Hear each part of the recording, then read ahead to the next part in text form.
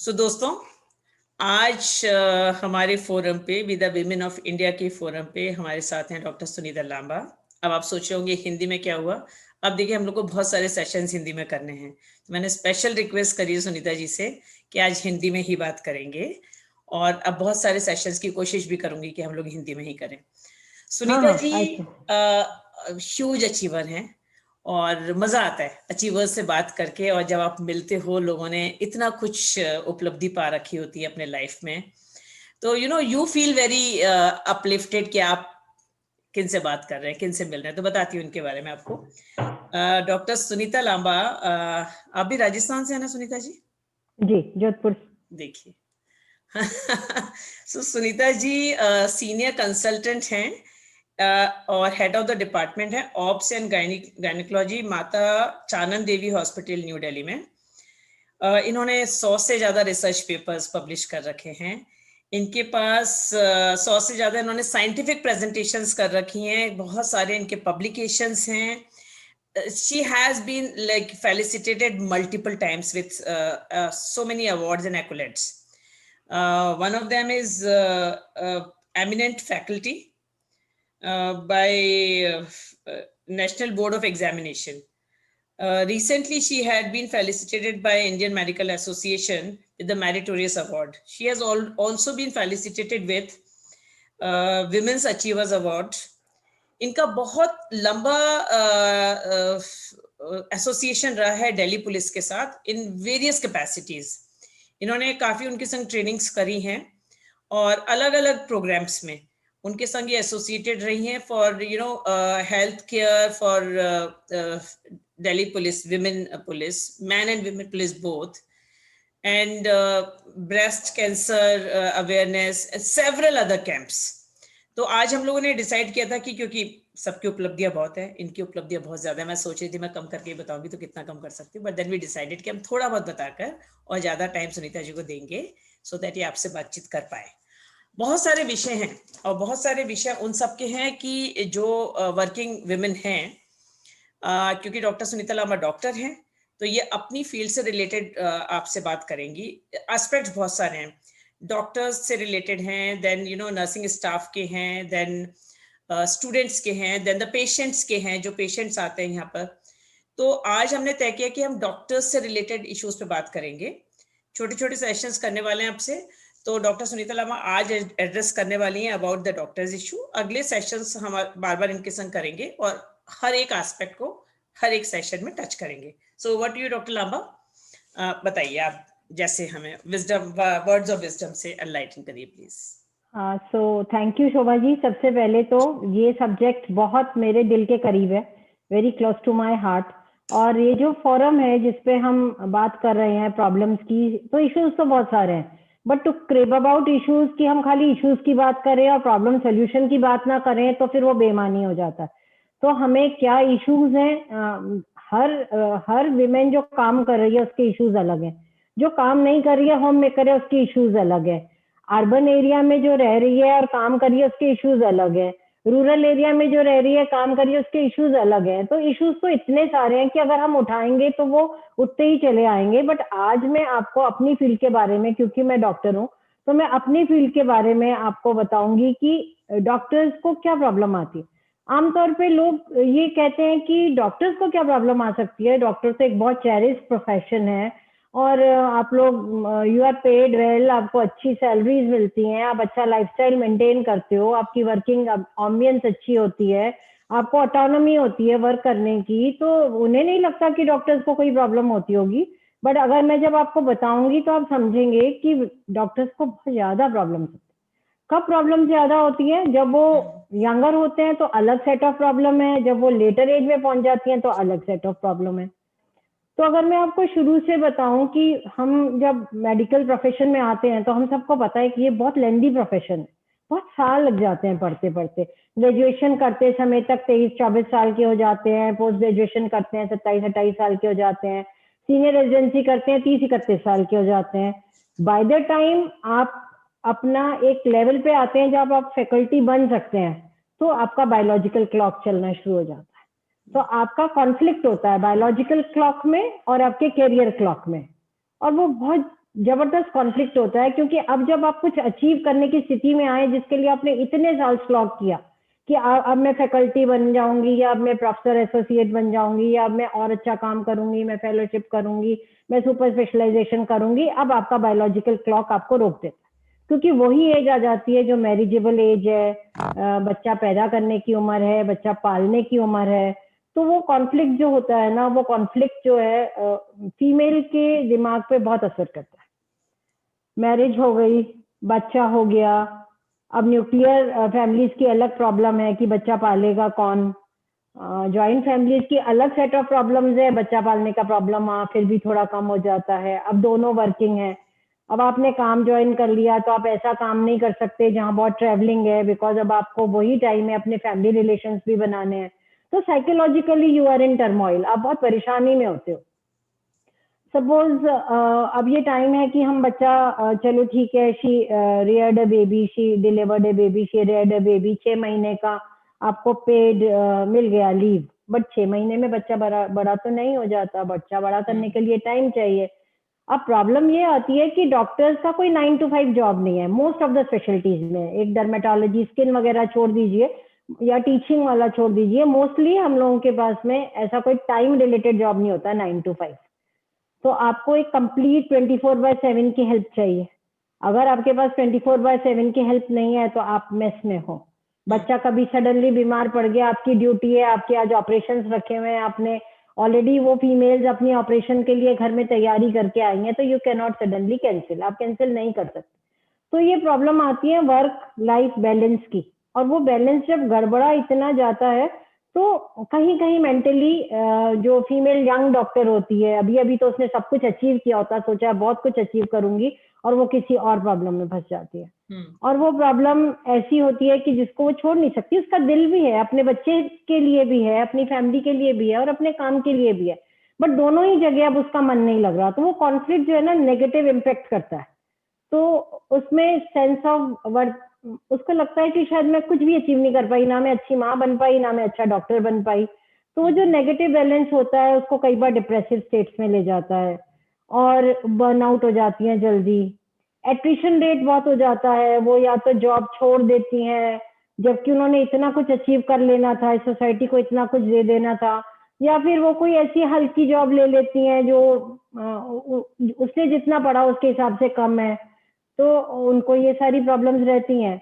अब घर में टाइम नहीं दे सकते हैं, छोटा बच्चा है, तो आप छोटी एक जॉब ले लोगे, जैसे आपने कोई ऑफिस जॉब ले ली जहाँ खाली आपको ओपीडी में लिखना है दवा, तो आप 9 से 4 बजे वाली जॉब जो होती हैं, आप अपने स्टैंडर्ड से कम वाली भी जॉब आप लेते हो for the sake of family.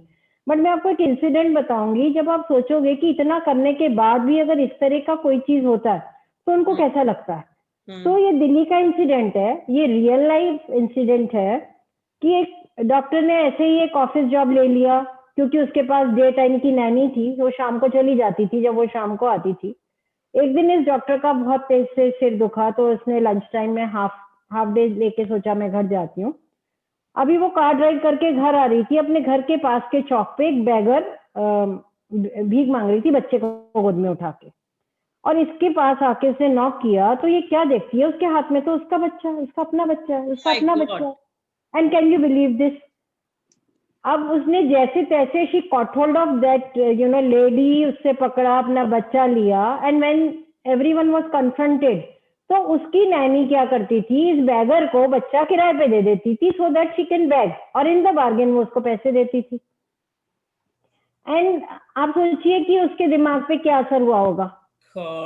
And such kind of things when they do come ना, उसके बाद में वो अपना बच्चा क्या छोड़ेगी, वो नौकरी छोड़ेगी, या फिर आपका दिल दिमाग हमेशा सीसीटीवी कैमरा लगा के अपने मोबाइल पे लगा रहेगा कि आप देखते रहो आपका बच्चा, and you are not doing justice to their job either.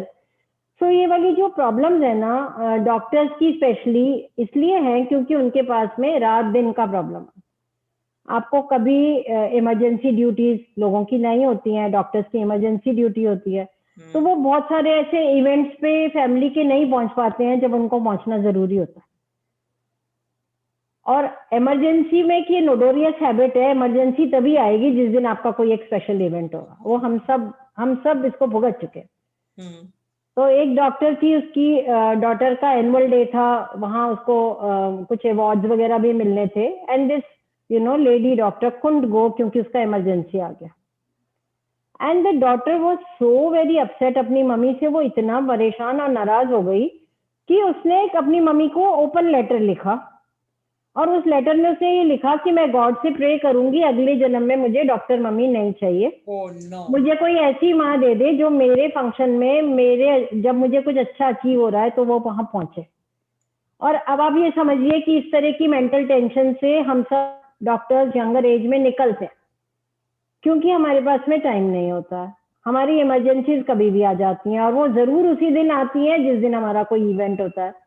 आपके बच्चे का बर्थडे होता है, आपकी फैमिली का कोई लाइफ इवेंट होता है, और आप इमरजेंसी में फंस गए हैं एंड ड्यूटी आपको करनी ही करनी है, आप वहां पहुंच नहीं सकते।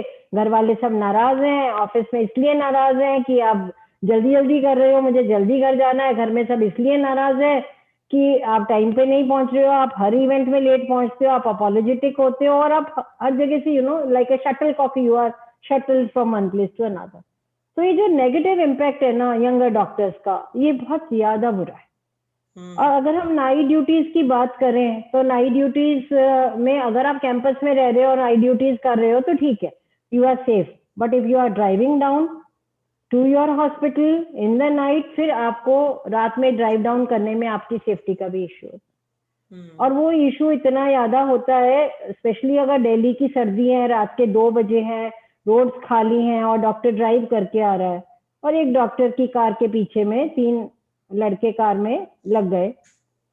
अब आप उस डॉक्टर का हालत सोचिए कि वो कैसे तैसे अपने धड़कते दिल से कैसे तैसे हॉस्पिटल पहुंची, और वहां पहुंचना इसलिए जरूरी था कि एक फीमेल पेशेंट सिंक कर रही थी, उसका बच्चा भी सिंक कर रहा था, उसका हार्ट बीट भी जा रहा था, उसको 2 लाइफ बचानी थी और उसकी अपनी लाइफ पे प्रॉब्लम आ गई। सो नाइट ड्यूटीज का ये भी प्रॉब्लम रहता है, बिकॉज फीमेल जेंडर ऐसा है, हमें पता है कि हम उतने मैस्कुलाइन नहीं है और उतना रेस्क्यू नहीं कर सकते अपने आप को, तो ये प्रॉब्लम्स भी नाइट ड्यूटीज में आती हैं। तो हमारी प्रॉब्लम जो है मैनी फोल्ड होती हैं, स्पेशली यंगर ईयर्स में। लेटर एज ईयर्स में हमारे साथ में प्रॉब्लम रहती है कि हमें अपने पेरेंट्स ओल्ड हो जाते हैं, उनको देखना होता है, हमारे बच्चे टीनेज में हो जाते हैं, हमारे बच्चों को कहीं ना कहीं सेटल डाउन करना होता है। तो प्रॉब्लम्स अगर हम सोचें तो बहुत सारी हैं। वर्क प्लेस पे मेंटेन करना है अपना एक बैलेंस, वर्क में भी फैमिली में भी। आपको अपनी ड्यूटीज भी पूरी करनी है, नाइट ड्यूटीज भी करनी है। आप चाहते हो कि आप बहुत अच्छा अचीव भी करो, जिसके लिए आपने कब से स्लॉग किया। आपको पता है एक डॉक्टर बनने के लिए 8th 9th क्लास से कोचिंग शुरू हो जाती है। तब आप जब डॉक्टर में एंटर होते हो, आप सोचते हो मैंने सब अचीव कर लिया। फिर जब आप एमबीबीएस कर लेते हो, आप सोचते हो अभी तो पोस्ट ग्रेजुएशन करनी है, फिर पोस्ट ग्रेजुएशन करते हो, फिर सोचते हो सीनियर रेजिडेंसी करनी है, and it becomes like an endless process. तो ये जो इंसिडेंट्स मैं आपको बता रही हूँ, ये इंसिडेंट्स रियल लाइफ इंसिडेंट्स हैं, और डॉक्टर्स को जेन्युइनली इसमें बहुत ज्यादा प्रॉब्लम होती है। बट प्रॉब्लम्स तो प्रॉब्लम्स है, वर्क प्लेस की अदर प्रॉब्लम्स भी रहती हैं जो बाकी सबके साथ भी होती हैं। लाइक हायरिंग में फीमेल है, यंग है, अब बच्चा पैदा कर लेगी, फिर छुट्टी ले जाएगी सैलरी के साथ में, so they try not to hire the doctor. अब उनको ये प्रॉब्लम रहती है कि अब इसका बायोलॉजिकल क्लॉक है, यही एज है, 30-32 साल में ये अपना फैमिली भी बनाएगी, तो हायर नहीं करेंगे उनको। और अगर हायर करेंगे तो आप उनसे नेगोशिएट करेंगे, सैलरी के लिए नेगोशिएट करेंगे, लेसर वर्क के लिए नेगोशिएट करेंगे। आपको हम फ्लेक्सिबल टाइम दे देते हैं, बट आप ये इतना ही पैसा ले लो टाइप से नेगोशिएट करेंगे, तो नेगोशिएशंस होती हैं। वर्क प्लेस का हैरेसमेंट तो होता ही है, वो हर जगह होता है। दो सेक्सुअल हैरेसमेंट मेडिकल प्रोफेशन में इतना नहीं है, जो मैंने अपनी लाइफ में इतना नहीं देखा। For the doctors I am saying, for the other people जिसके लिए आप कह रहे थे कि हम फिर कभी बात करेंगे, उनके लिए ये प्रॉब्लम भी रहता है। बट मेल डोमिनेंस है फैमिली में, अगर 2 जने वर्किंग हैं तो हमारी फैमिली में शुरू से सिखाया गया है, पेट्रियार्कल सोसाइटी है कि मैन तो ब्रेड अर्नर है, वो तो करेगा ही, बट फीमेल को तो अपनी फैमिली संभालनी है, चाहे वो डॉक्टर है तो भी संभालनी है, प्राइमरी जिम्मेदारी उसी की है। अगर हस्बैंड ने कर दिया, बैरिंग फ्यू कुछ बहुत अच्छे हैं जो बहुत कुछ करते हैं, नॉट जनरलाइजिंग, बट अधिकतर फैमिलीज में ये प्रॉब्लम होता है कि लेडी को अपना करियर भी देखना है, अपना बच्चा भी देखना है, और प्राइमरीली घर संभालने की जिम्मेदारी है उसकी। तो अगर मेड किसी दिन छुट्टी पे है तो husband will not take leave, women has to essentially take the leave, चाहे उसका कितना भी इम्पोर्टेंट डे हो। इंटरनेशनल सेमिनार्स में नहीं जा सकते क्योंकि बच्चे के साथ ट्रेवल नहीं कर सकते। तो आप अपने करियर में जहाँ पहुंच सकते हो, आप में इतना इंटेलेक्ट है, आपने इतनी डिग्रीज हासिल कर ली, बट आप कई जगह पे पीछे रह जाते हैं, और वो जो पीछे रहना है ना, वो दिमाग और दिल पे असर करता ही है।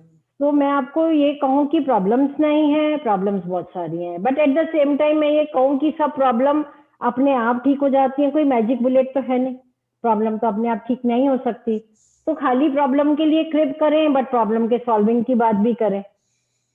सो हम सब मिलके अगर ये सब प्रॉब्लम्स के बारे में सोचें, तो मैं आपको बताऊं कि डॉक्टर्स, मेडिकल प्रोफेशन एक ऐसा प्रोफेशन है जो कि जहाँ बहुत हियरार्की है, वहाँ सीनियर्स की काफी रिस्पेक्ट होती है।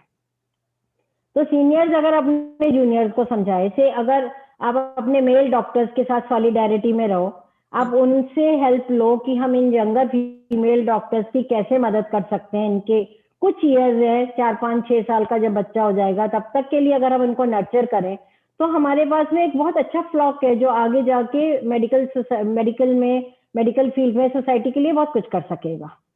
उसके वो कुछ ईयर हमें टाइड ओवर करने हैं, तो हम सब अगर मिलके टाइड ओवर करें, हमारे मेल डॉक्टर सॉलिडारिटी दिखाएं, हम अपने मेल जूनियर्स को वो समझाएं कि अगर आप इनकी नाइट ड्यूटी की इमरजेंसी आ गई है तो आप स्वैप कर लीजिए उसकी जगह में, you can very well come and do.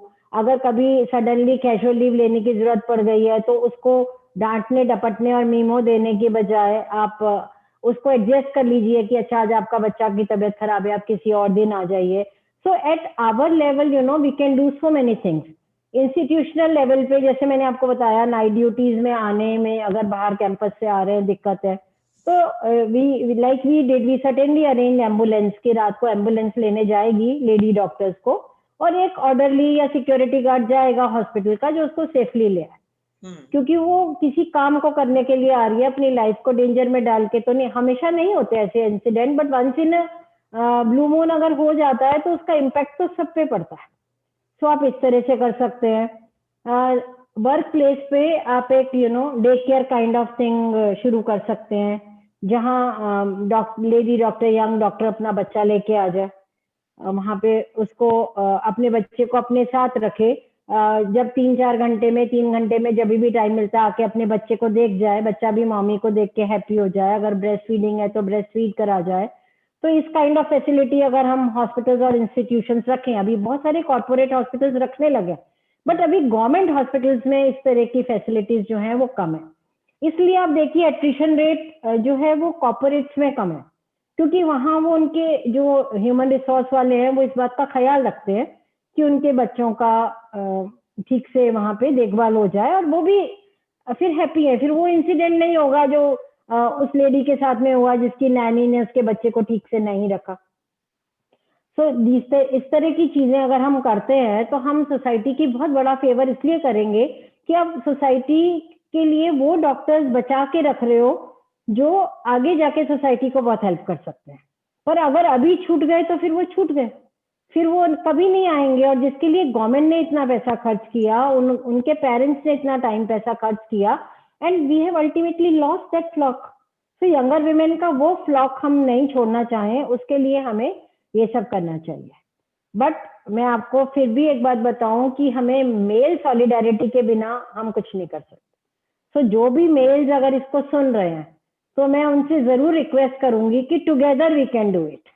आप अपने जो यंगर मेल कलीग्स हैं या टीममेट्स हैं उनको सेंसिटाइज करिए कि फीमेल्स के जो प्रॉब्लम्स है उनमें जब उनकी वाइफ्स होंगी या उनकी फैमिली में कोई फीमेल को प्रॉब्लम है तो आप उसके पीरियड को टाइड ओवर करिए, आप उसके साथ रहिए, हाउस होल्ड कोर्स करिए, चाइल्ड रेयरिंग में उसका लेडी का साथ दे दीजिए, बच्चा पालने में साथ दे दीजिए।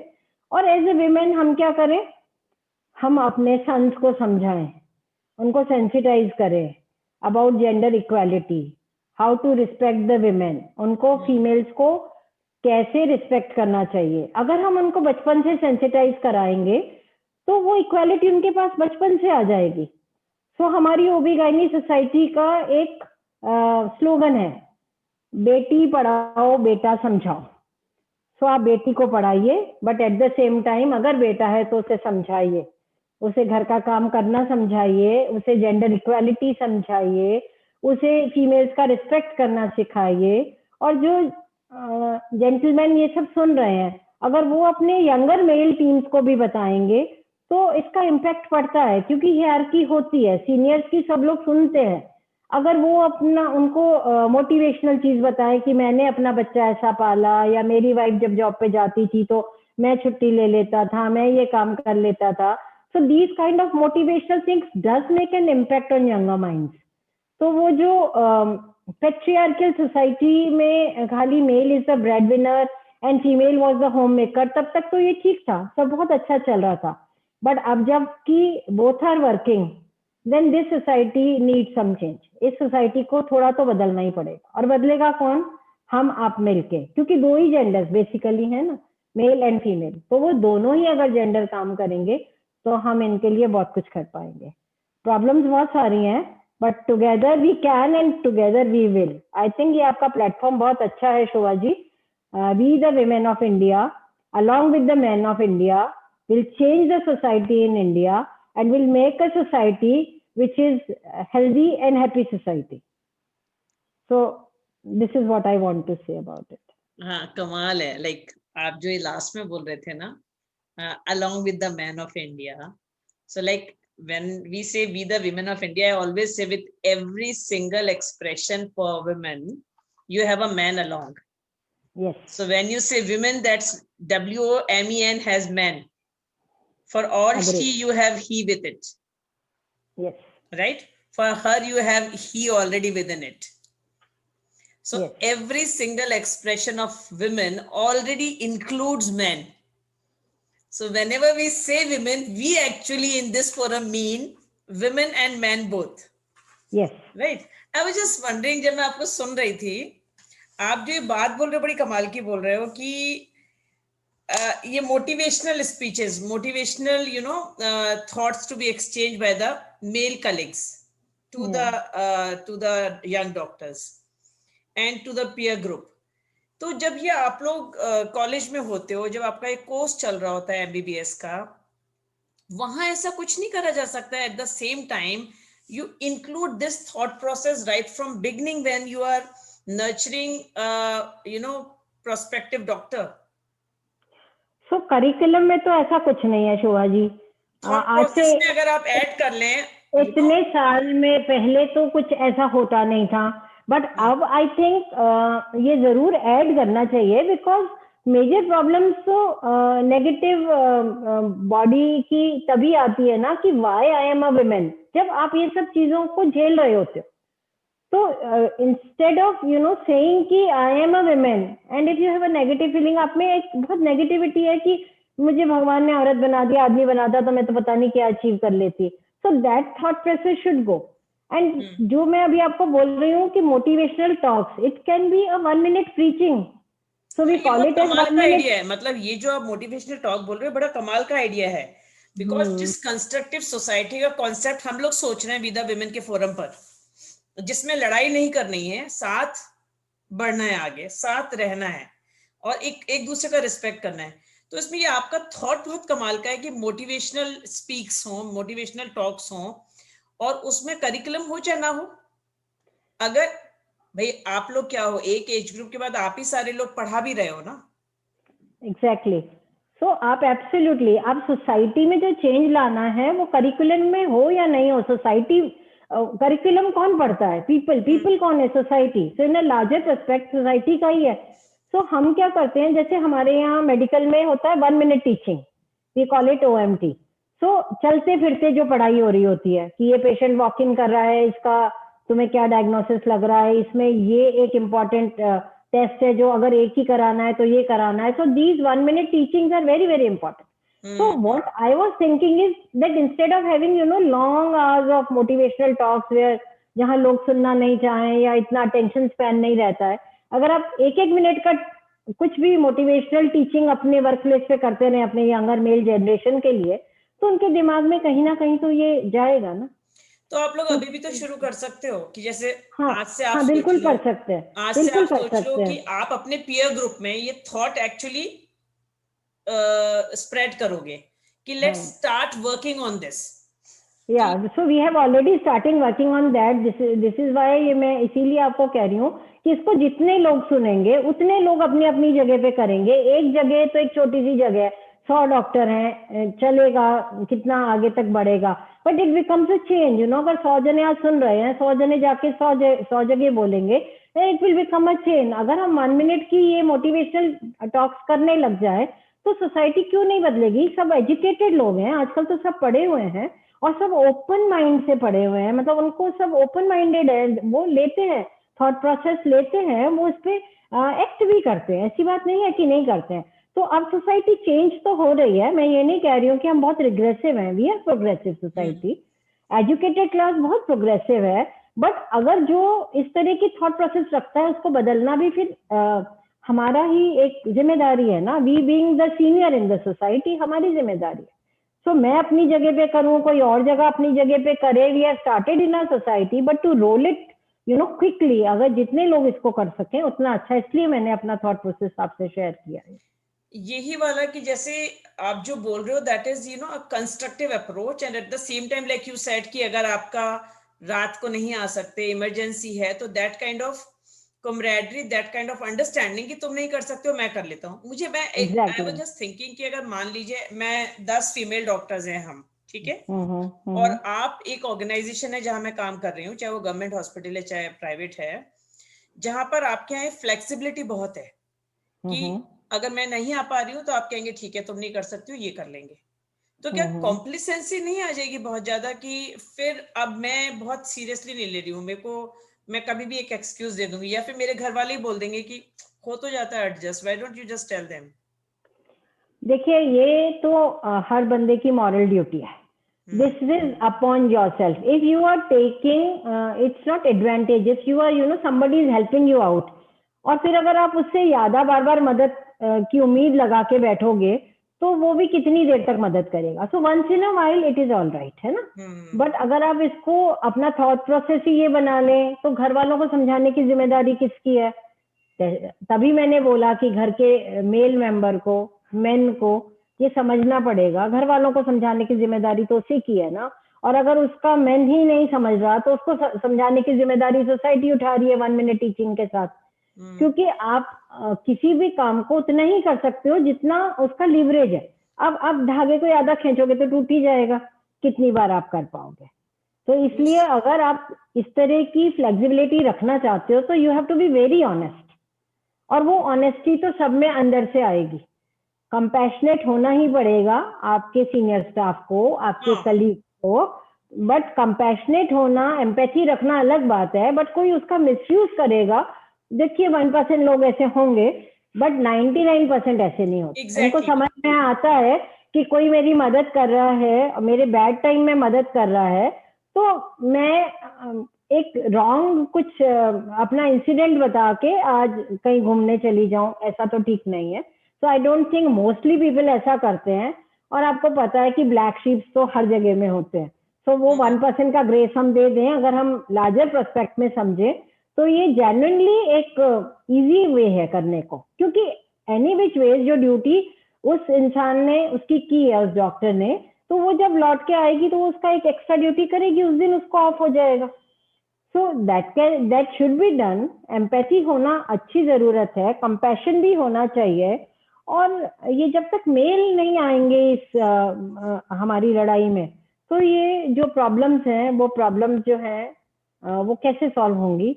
सो मैजिक बुलेट कैसे बनेगा? मैजिक बुलेट बनेगा with the society, including the male member of the society and female member of the society. तो अगर हमें प्रॉब्लम्स के लिए मैजिक बुलेट चाहिए तो मैजिक बुलेट दोनों को मिलके ही हो सकता है। आपने बिल्कुल ठीक बोला, women has man in it and together we can do it. Problems तो आती रहेंगी, प्रॉब्लम्स के सॉल्यूशंस भी निकलते रहेंगे। अगर एक जना कुछ सॉल्यूशन सोचता है, अगर 1000 लोग सोचेंगे तो कुछ बेटर सॉल्यूशन भी निकलेगा। सो अगर हम मिल बैठ के सोचते हैं तो सॉल्यूशन निकलता है। अपने वर्क एरिया में अगर आपका सीनियर समझता, समझिए मैं हेड ऑफ द डिपार्टमेंट हूँ, मैं अपनी यंगर फीमेल्स का प्रॉब्लम समझ रही हूँ, तो मेरे यहाँ they are a big happy family.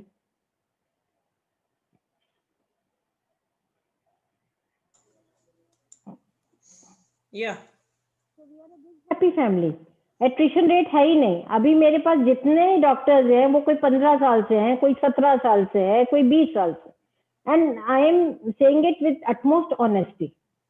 क्यों? क्योंकि अगर उनका पीटीएम है तो मैंने सर्जरी कर लिया, उसको एनुअल डे पे जाना है तो किसी और ने कर लिया, and we juggle around everyone. So each one of us had our babies, we reared up our babies, we were always there at their events most of the time, yes, because हमारा एक system बना हुआ है। अगर हर hospital इस तरह का system बनाएगा तो एट्रिशन रेट नहीं होगा। 27 साल पहले जब ये हॉस्पिटल में मैंने काम करना शुरू किया था तो खाली एक स्पेशलिटी थी और 2 या 3 डॉक्टर थे। आज हमारे पास 30 डॉक्टर्स का इतना बड़ा जमावड़ा है और कोई जाना नहीं चाहता। ट्रस्ट में कोई जाना नहीं चाहता क्योंकि they are very much in the comfort zone. और वो कंफर्ट जोन क्या है कि हम उनको उनके प्रॉब्लम्स में उनके साथ खड़े हुए। बीइंग अ सीनियर डॉक्टर्स हैं आपके यहाँ? मेल डॉक्टर्स भी हैं। तो अब आप शुरू करोगे ये वाला? मेरे को ये कॉन्सेप्ट बहुत अच्छा लगा कि having those motivational talks and just to voicing it, क्योंकि समटाइम्स क्या होता है जब बोल नहीं रहे हैं ना तो लोगों को समझ ही नहीं आ रहा कि ये कंसर्न है। ठीक बात है, ये आपको ड्रिल करना है ना कि हम उस पर बात तो शुरू करें। जब बोलेंगे, एहसास दिलाएंगे, 10 लोगों को दिलाएंगे, हो सकता है 5 को समझ में आ जाए, 5 को ना आए, 5 पे और मेहनत ज्यादा कर ली जाएगी। जी बिल्कुल। तो अब आप चानन देवी में शुरू करेंगे ये सब? मतलब हमारे यहाँ पे तो शुरू है। ओह, ये ऑलरेडी है? अभी ऑलरेडी है, that is why I am saying मेरे यहाँ एट्रिशन रेट नहीं है, क्योंकि हम ये सब अपने यहाँ पे कर रहे हैं। तो अगर ऐसे सब लोग करना शुरू करेंगे तो इट विल बी इजियर ना, यंगर डॉक्टर्स के लिए इजियर हो जाएगा। And once you cross 45 years, तब आपके लिए प्रॉब्लम है कि आज पेरेंट्स को जरूरत आ गई या बच्चे का शादी हुआ, उसका बच्चा हो गया, वो वाली एज भी तो डॉक्टर्स को आती है, तब आपके younger will come forward to help you. तब वो आपकी मदद को आएंगे क्योंकि तब आपने उनकी मदद किया था। आप जो बायोलॉजिकल कॉन्फ्लिक्ट की बात कह रहे हो, क्या ये मेल नहीं सफर करते हैं? कैरियर कॉन्फ्लिक्ट की बात नहीं करते। कैरियर बायोलॉजिकल कॉन्फ्लिक्ट इसलिए नहीं होता है कि वो अपने करियर को कभी बैक सीट पे रखते ही नहीं है, उनका बच्चा तो उनकी बीवी पाल रही है। और उस किस्म के बायोलॉजिकल चेंजेस आते नहीं है मेल की बॉडी में जो विमेन के संग आ रहे होते हैं with different segments of their life. So men are from Mars and women are from Venus, we all know. So they are more sensitive towards the problems. Males are usually not that sensitive to the problem. Problem male को लगेगी भी तो वो इतना sensitive नहीं होगा उस issue के लिए, उसको नेगेटिविटी उतनी जल्दी नहीं आएगी। This is the mental makeup of a female where that negativity comes because उसको ये लगता है कि मेरा जेंडर ऐसा है, शायद मैं विमेन नहीं होती तो मैं कुछ बहुत अच्छा कर पाती, given the intellect I have. मैं तो फर्स्ट आई थी, मेरा हस्बैंड तो मे बी 10th आया था क्लास में, उसी क्लास में। बट हम सब ये क्या कर सकते हैं कि हम सब ये इसलिए कर सकते हैं अगर हम ये सोचें कि नेगेटिविटी ना लाएं। तो नेगेटिविटी नहीं लाने के लिए मेल्स का फोरफ्रंट में आना बहुत जरूरी है। नहीं, बट मैं ये बायोलॉजिकल वाला समझना चाह रही हूँ। ये जो आप कहते हो career conflict with biological changes in the body, for sure वो मेल के बायोलॉजिकल मैं आपको बताती हूँ, आप समझने की कोशिश करिए। बायोलॉजिकल क्लॉक की मैं जो बात कर रही हूँ वो biological clock is not only about mental problem, it is about the time to give birth to baby. एक after the age of 30 fertility decline होने लग जाती है। 30 से 35 साल के बीच में ओवरीज काम करना कम करना शुरू कर देती है। उसके बाद में baby to have a baby becomes difficult, to conceive becomes difficult. जो बेबी होते हैं उनमें मेंटल रिटार्डेशन का चांसेस ज्यादा हो जाता है। तो मैं उस बायोलॉजिकल क्लॉक की बात कर रही हूँ। वो बायोलॉजिकल क्लॉक जो ओवेरियन बायोलॉजिकल क्लॉक है जो फीमेल की बॉडी में चल रही है, मेल की बॉडी में इस तरह का कोई बायोलॉजिकल क्लॉक का कॉन्सेप्ट नहीं है, क्योंकि फीमेल्स का तो अपना एक टाइम है, से 22-23 ईयर से लेके max bye 35 years they should finish their family, because उनका बायोलॉजिकल क्लॉक है, उनका हार्मोनल क्लॉक जो चल रहा है और जो डिक्लाइन पे आ जाएगा after 35 years. So I am talking of that biological clock. तो वो तो मेल में नहीं.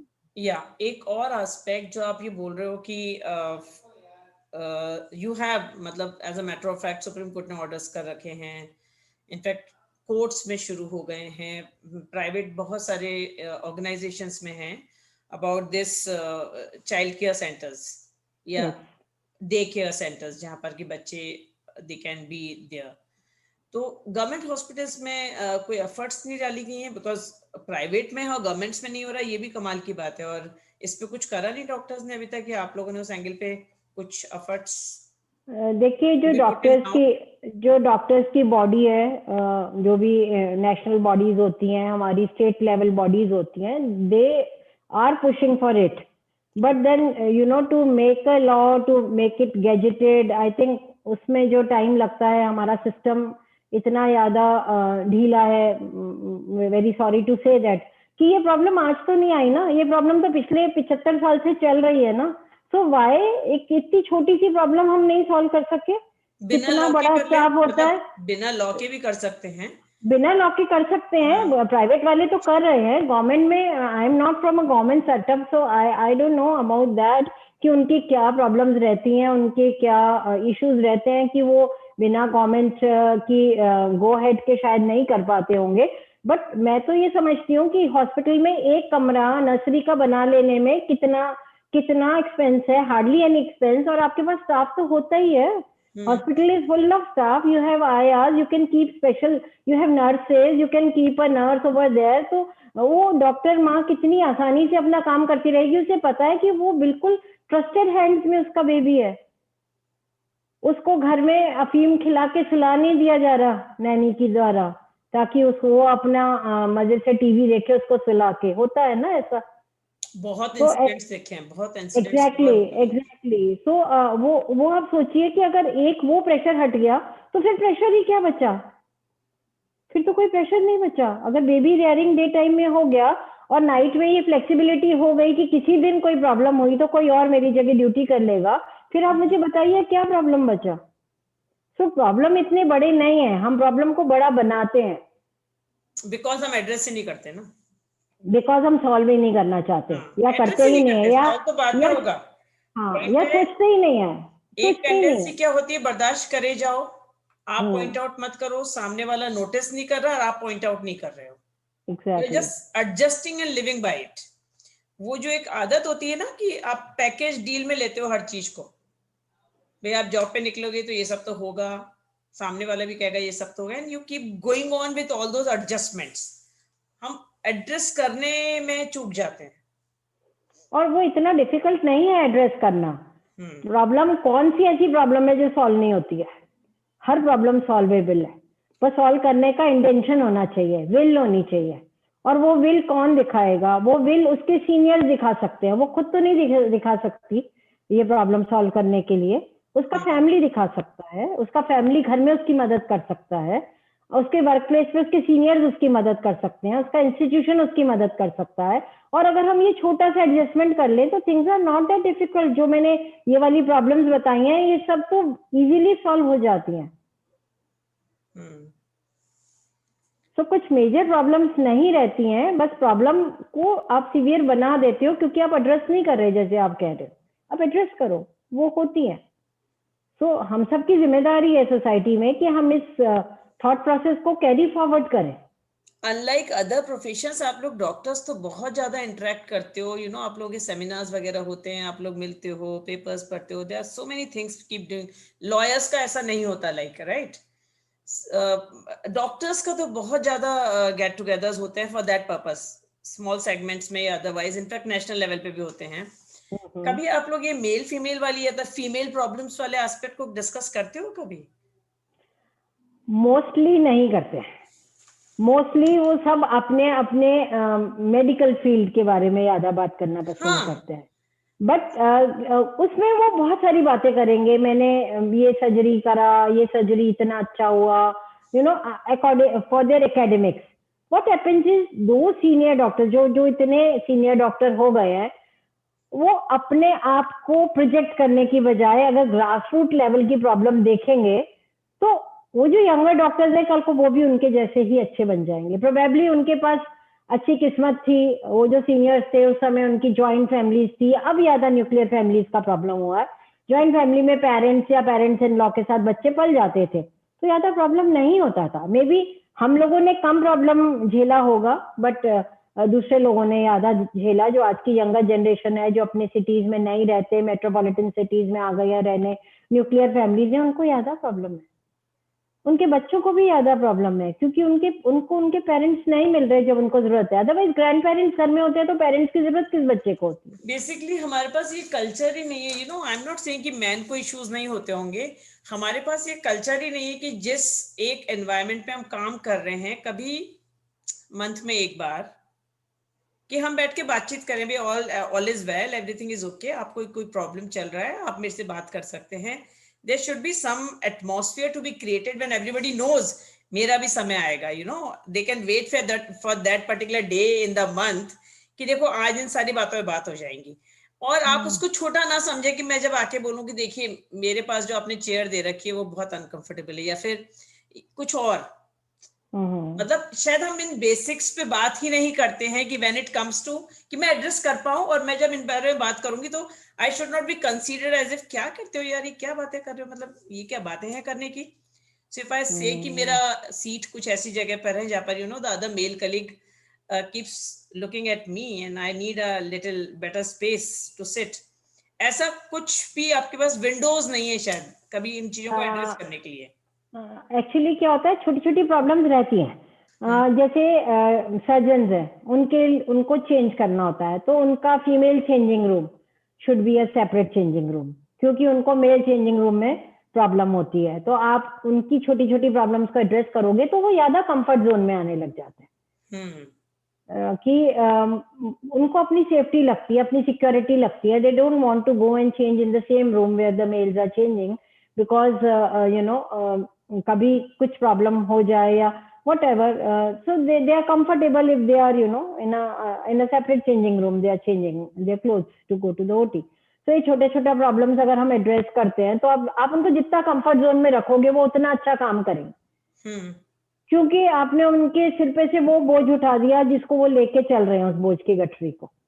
तो वो बोझ अगर आप हटाते जाओगे, जैसे जैसे आप उसका वेट कम करते जाओगे, and you will see the younger doctors blooming into good doctor. Can you imagine, मेरे पास किसी एक लॉयर ने आके बताया, फीमेल लॉयर ने, ऐसे ऐसे पूछा, कुछ दिनों में बात कर लेती हूँ मैं कि सब ठीक चल रहा है, ओके हो, लाइक ऑल इज वेल. और जब रिक्रूटमेंट भी करती हूँ तो बोल देती हूँ कि 3 months का प्रोबेशन पीरियड रखेंगे, हो सकता है मैं तुमको पसंद ना हो और हो सकता है तुम मुझे पसंद नहीं आओ, लाइक ऐसा भी तो हो सकता है यू डू नॉट अप्रूव मी. तो ये नॉर्मल हमारी बातचीत होती है. ऐसे एक बार हम लोग चिट चैट कर रहे थे वंस इन अ वाइल वाले उसमें, तो आई सेड और एवरीथिंग, उससे how do you like this office, कहती मैम हमको बहुत पसंद है ये वाला ऑफिस. आई सेड बहुत पसंद वाली क्या वजह है? तो शी सेड मैम बाकी सारे फैक्टर्स के अलावा एक बताऊं क्या है? आई सेड बताओ. मैम ये वॉशरूम है. I said what do you mean by that? Like something which has to be so basic. She said नहीं मैम, मैं जहाँ पहले काम कर रही थी वहां पर वॉशरूम नहीं था. तो फिर क्या था कि मैम उस बिल्डिंग में एक कॉमन टॉयलेट था और हम सबको वो यूज करना होता था सारे ऑफिसेस को. नाउ वन में से कि भाई सब जगह सारी फैसिलिटीज नहीं होती and all that, but one से कि हमारी अप्रोच कि मैं अगर एक ऑफिस खोल रहा हूं तो मैं ये ना सोचूं कि स्टाफ को एक वॉशरूम जरूरी है.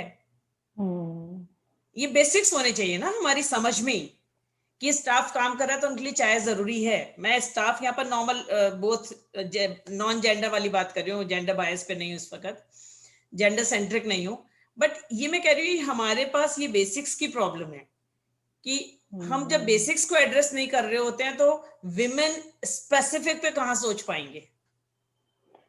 एग्जैक्टली. सो हमें छोटी बातों पे ध्यान रखें आई थिंक, और तब बड़ी बातें बनेंगी ही नहीं. छोटी बातों से ही बड़ी बातें बन जाती हैं. छोटी बातों से ही इकट्ठा होते होते इतनी नेगेटिविटी आती है कि वो यंगर डॉक्टर जिसने अपनी पूरी आधी जिंदगी 30 साल तक वो मुकाम अचीव करने में लगा दी, जब उसको अचीव करने का टाइम आया तो उसको छोड़ने का मन बना लिया। तो आप सोचिए उसके दिमाग पे क्या चल रहा होगा उस समय में। तो अगर हम उसको एक कंफर्ट जोन में रख के एक ऐसा वर्क प्लेस एटमॉस्फेयर दे दें छोटी छोटी चीजों से, जैसे आपने बताया good toilet, good changing room, good pantry, baby care के लिए कोई जगह, flexibility of the working time, तो उसके लिए कितना ही इजी हो जाएगा और ये सारी जो उसको मेंटल डिस्टर्बेंसेस हो रही हैं वो सब बिल्कुल भी नहीं होंगे। And together, we can make a good, big, happy society. But Yes. Believe me, both men and women have to go hand in hand, and then only we can bring this change. And it is high time. बहुत साल हो गए, अब तो हमें इस बारे में बात ही नहीं करनी चाहिए, पर हम अभी भी ताज्जुब ये है कि हमें अभी बात करनी पड़ रही है इस पर। Exactly. और जब बात कर रहे हैं तो हम बेसिक्स पे बात करें। Can you believe this? हम 2020 में बैठकर अभी उन बेसिक्स को नॉर्मलाइज करने की बात कर रहे हैं कि एटलीस्ट बेसिक्स को तो एड्रेस करो। पर उसमें मेरे को लगता है जो आप मैन विमेन बोल रहे हो ना, मुझे लगता है बहुत ज्यादा मिस्टेक शायद विमेन से हो रही है कि man doesn't know your problem as a woman. ना अगर आप बातचीत नहीं कर रहे हो, उसको रिफ्लेक्ट नहीं कर रहे हो, you are feeling shy of talking of that, तो बेसिकली वो किसी के नॉलेज में ही नहीं आ रहा है या अटेंशन नहीं जा रहा। तो वहां तो हमको as a women role play करना पड़ेगा कि हम उसको एक इश्यू ऑफ डिस्कशन तो बनाएं। सो कम्युनिकेट करना बहुत जरूरी है। At the same time there is conflict में कुछ नहीं पड़ा, I am superior, you are superior, no both are equal, no both are equal.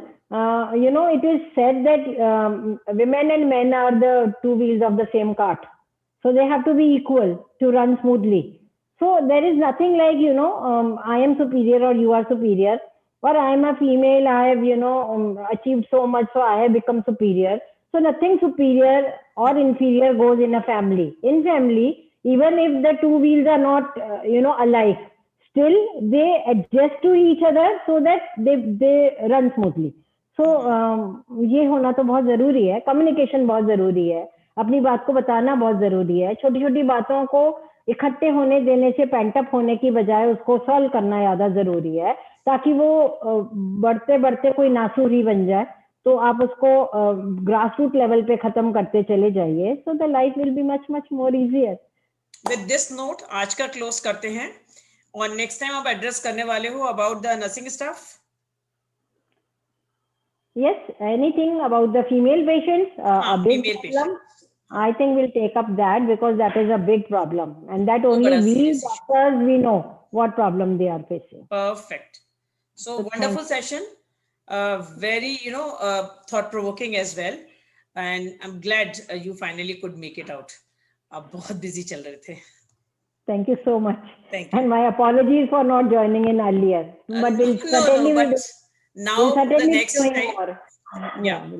Thank you so much. Bye-bye. Thank you so much for having me here. Thank you.